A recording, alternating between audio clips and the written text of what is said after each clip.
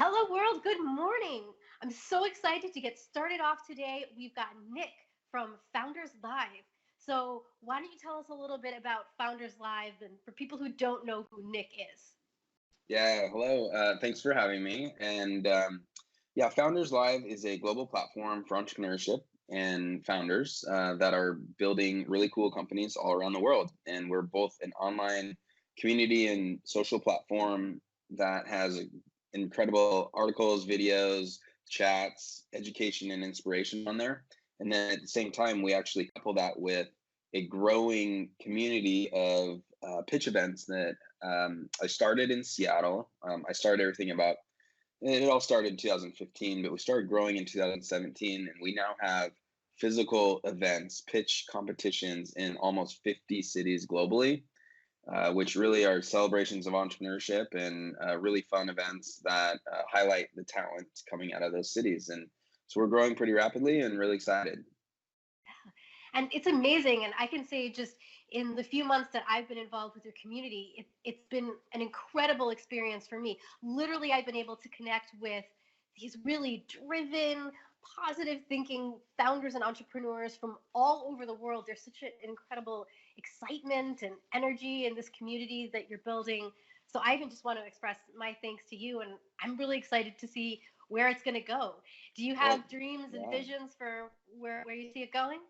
I do, yeah. And I say we do. I mean, just like you, there's a ton of people around the world that see this, and what we really say is, we're really giving opportunity to individuals around the world that might not have this opportunity previously, which is, access to other or just access to information to build their company. Like, when you're in New York or Silicon Valley or Seattle, you might have access to certain information that others that live in other countries of the world don't, or access to other founders, just people doing the same thing we are, access to capital, whether that's more like investment or corporate partnership capital, and then lastly just a global reach. I don't see another platform around the world that connects all these pockets of innovation and creativity in the way that we do, that will be global scale. I mean, we're in 50 cities now, but we see hundreds in the next few years,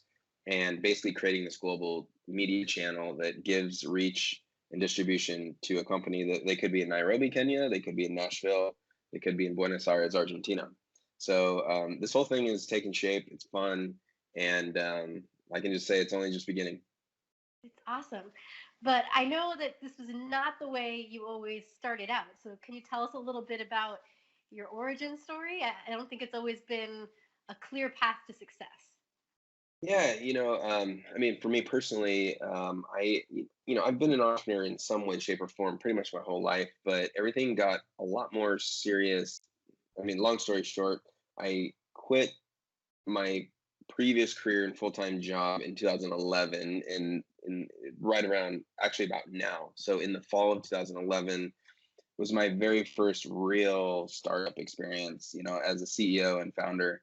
And I'll save the gory details, but basically we were building out a mobile payment system between customers and merchants, and this was in 2011, so very early, before, like, right when Square was getting going, and even before Venmo.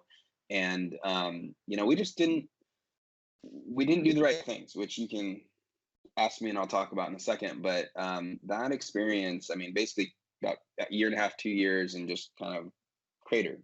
And I didn't pay myself for a year and a half.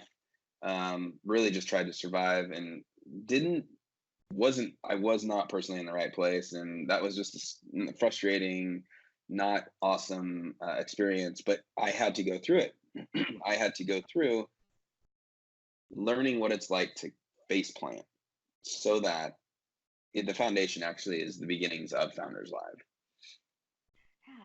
And that's an important part of the story that I feel so many people miss. I feel, when we watch these kinds of shows, we see the highlight reels, we see all the successes. We Hmm. don't necessarily see all the difficult moments. We know about resilience sometimes in an intellectual way, that we know we're supposed to be resilient.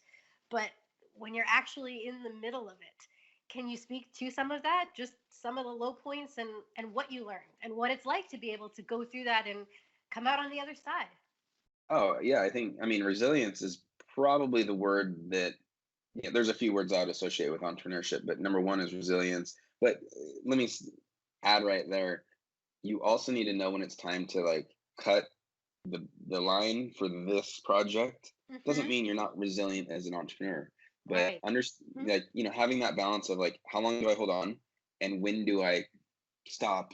Because you could just be like dragging yourself down the road. I mean, that's not, but I think the big thing that we learned was, you know we built first and then tried to take the product or force the product to market. Mm-hmm. And this was a lot because at the time my co-founder and CTO, he just loved to be in a room and hack for weeks on end and then pop out and be like, hey, look what I Mm-hmm. built. But the problem is that's not the right way. And the correct way to bring something to market is to very quickly, lightweight, test your market through customer development and interviews, and then like a very quick light prototype, get in the hands, get your MVP out, and just cost effectively get something in the hands, get learnings, adjust where you need to, and then you know ease into that market. And the opposite, what we did was spend 6 months, hack on something that you had an assumption, and then try to launch it into the market, and now you're wondering why there's not an adoption. And part of it was, I think we just didn't probably handle sales and development. I mean, now this was almost 10 years ago. As a rookie CEO, I was probably more nervous and less self-confident than I am now. But when I look at the way that we approached it, it was backwards. And if you look at the way that Founders Live has grown, is that I have very cost effectively brought something to market, tested it, learned from it, wrap that into a larger plan, and honestly, like with the lowest cost possible, quickest way to market, quickest learnings, and then take those in and build upon those. That's the way I've approached it now, and it's working. So, That's wonderful. Can you say more about when you knew it was time to cut the cord? Did you know? Did you make it at the right uh, time, or were you kind of holding out longer than you probably should have? well, I would say that first one. So back in 2000, it was about 2012, maybe 2000, early 2013. That was, I probably held on about 6 months too long, and that's when it really hurt. But um, I think at the time, if you're first time, you're a rookie, you don't know what you don't know. Mm-hmm. But the way I say it now is, from first startup, if you're really going to give it a go and you fully commit to that, I think on the low end, let's call it 9 months. On the high end, I would say 18 months. If you're not, if you don't feel the lift, and if you're not scrambling around, like essentially now, not to say I'm on that time frame, but I have no time now. Like I'm just needing to get help. Like I'm struggling to like get everything's like things are falling through the cracks. That's when things are happening. When you don't have enough time to Mm-hmm. handle everything that is involved.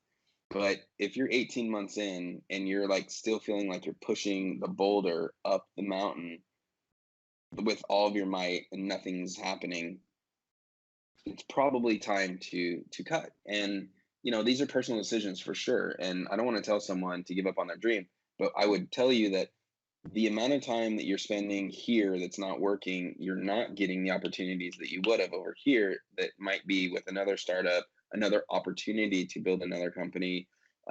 Someone wants to employ you. You're probably talented in some way, shape, or form. So you're not earning the money that you might because you're wasting too much time doing something that's not working. So that's a very, very difficult decision. But I think it's the feeling of, okay, I'm 16, 18 months in. Do I feel like I'm just massively still pushing this boulder up the hill when in reality it should be rolling? So I don't know if that helps, but I think that that's at least a framework to think about.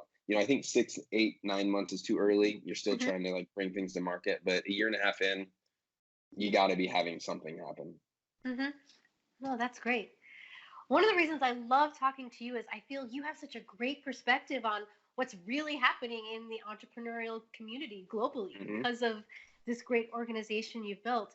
So, can you tell us a little bit more about some things you see? I know you even have some views about where fundraising is in Yeah. our entrepreneurial world nowadays. Yeah, I think, first of all, there's so much, there's like so much money flowing around the industry, and I don't know if that's exactly the best thing. And to any founder listening, I would simply say that, of course you need to finance your company. There needs to be capitalization in some way, shape, or form. But I would encourage you to think about additional ways to finance your company in addition to the traditional, oh, I need to go pitch, angels or VCs, and I need to raise money. And, first question I'd say is, well, what about revenue? What about customers? And if you can bootstrap or at least drive growth through revenue with your customers to the point where you actually are cash flow positive, Hmm. you're in such a better place. And you're going to raise money on better terms, and you can still raise money if you want.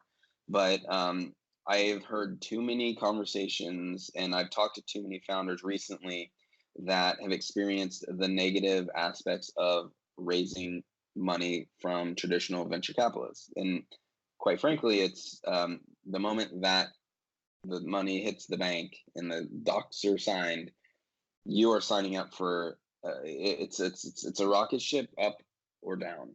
And you lose a lot of optionality, and you lose a lot of I guess control in your destiny, because they're the ones you're now signing on to their business model and signing on to their plans, and they need you to either be a $1 billion company or nothing.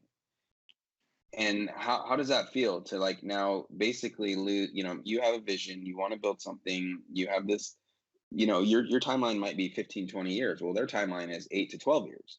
And they're going to force you into a massive exit, or they just are not going to pay attention to you anymore. They don't want you to have a medium exit, which, by the way, if you didn't raise money and you sold for $50 million, that's not a bad outcome, but for them, that's a loss. And so I think, there is not one shoe that fits, but you really want to consider what are some other ways to raise money that might make sense. And just a little preview, Founders Live is definitely looking in that direction. We already are talking with some partners about how can we bring in a financing aspect, funding and fundraising within our experience. And that'll be in the next year or so, but I'm really excited for it. That sounds like it's going to be awesome. So we're almost out of time, but tell people if they want more to find out more about Founders Live and about you. And you're really on an exciting journey this year, too. Tell us just a little bit about that and close us out here. Yeah, yeah. Closing out, I'm sitting in New York, but I'm actually originally from Seattle. And this year I decided to pack up all my stuff, put it in the storage, and hit the road. And I'm nine. This is month 9 on a year, if not more, a year-long world tour of Founders Life cities. And basically, I'm spending time and living in pretty much a region or city a month. And so I try to spend about 3 to 4 weeks in an area, a city, working with our teams, going to our events, just essentially working and living. And I've traveled probably about 23,000 miles already. And yeah, this entire year has been on the North America, essentially United States. And then I head to Europe. So in London in October, I'll go to Africa in November, and then I'll go to South America in December. So it's been crazy. It's been fun. It's life on the road is amazing, and so that's what I'm doing right now. So that's that. And if you want to find more about myself, you can obviously go to founderslive.com. That's our platform. I'm pretty visible there. So on Founders Live, you can join that for free. Um, Also, you can find me on LinkedIn. You can find me on Facebook or Instagram. Not as active on those, but you can find me there or on Twitter. And I'm going to take a moment and recommend that everybody join the Founders Live platform because even in just a couple months, I've seen that community is growing and becoming more active. And the more we have more founders participating, the more I think we're all growing and benefiting. So it's been Very great. good. Thank you. Thank you. Bye-bye. See you later. Thanks for joining us today. Please don't forget to subscribe, review, and share this show. If you'd like exclusive content and behind-the-scenes insight, for just $4 a month, you can support us at buymeacoffee.com. Now, go make it a great day. Ask me why.